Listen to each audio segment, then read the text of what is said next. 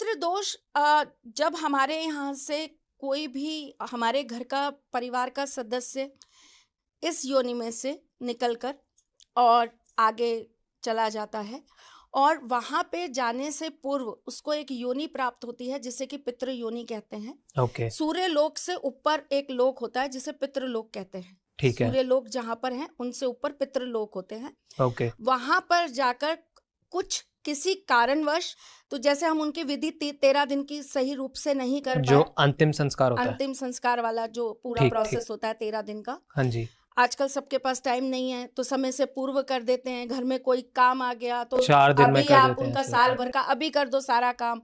हाँ। हम शॉर्टकट हो गए हैं बेसिकली। तो ऐसी कंडीशंस में बहुत बार वो जो योनि है वो पितरों में पितृ योनि में चली जाती है और उसको मोक्ष या गति आगे प्राप्त नहीं हो पाती है।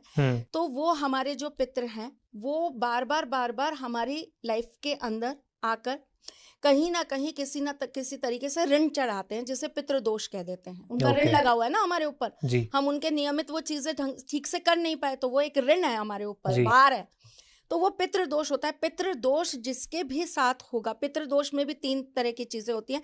एक होता है पितृदोष, एक होता है वंश दोष, एक होता है कुल दोष। ओके, ठीक है। इनका भेद करना, ये आपकी कुंडली से या तो भेद हो सकता है या आपकी जो प्रॉब्लम्स है उनका आप जब पूरी अच्छी से उसको एनालाइज करेंगे तभी आप डिफरेंशिएट कर सकते हैं कि आपके साथ दिक्कत किस प्रकार की है। तो जैसे मैं आपको इसके अंदर छोटी सी चीजें बता देती हूँ। जो पितृदोष होता है, पितृदोष से पीड़ित व्यक्ति जो होगा उसके जीवन में कठिनाइयां हमेशा बनी रहेंगी, उसको शारीरिक कष्ट हमेशा प्राप्त होते रहेंगे। ऐसे व्यक्ति के घर के अंदर वृद्धि कभी नहीं होगी। वृद्धि किसी भी चीज की ले लीजिए, जैसे सपोज वो एक नौकरी कर रहा है तो वो उसी नौकरी में लगा रहेगा, उसका प्रमोशन होने में बहुत दिक्कत आती है। मतलब लाइफ आपकी एक तरीके से स्टक हो जाती है, स्टक हो जाती है। आगे बढ़ने का आपके जितने भी वो हैं वो सब बंद है रास्ते। आप एक ही जगह पर खड़े रह गए, अब आपकी लाइफ उसी से चल रही है, चलती जा रही है। ऐसी कंडीशंस में घर में कलह बहुत होते हैं, आपस में एक दूसरे के साथ मनमुटाव बहुत होते हैं। भाई एक दूसरे के साथ कभी अच्छे से नहीं रह पाते।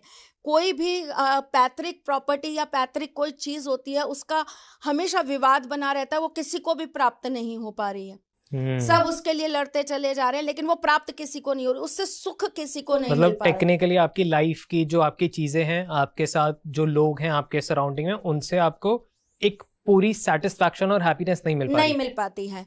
और ऐसी कंडीशंस के अंदर जो घर के जितने भी बच्चे हैं, जो उस परिवार के जितने भी बच्चे हैं, वो धीरे धीरे करके आपस में एक दूसरे से अलग होने लग जाते हैं।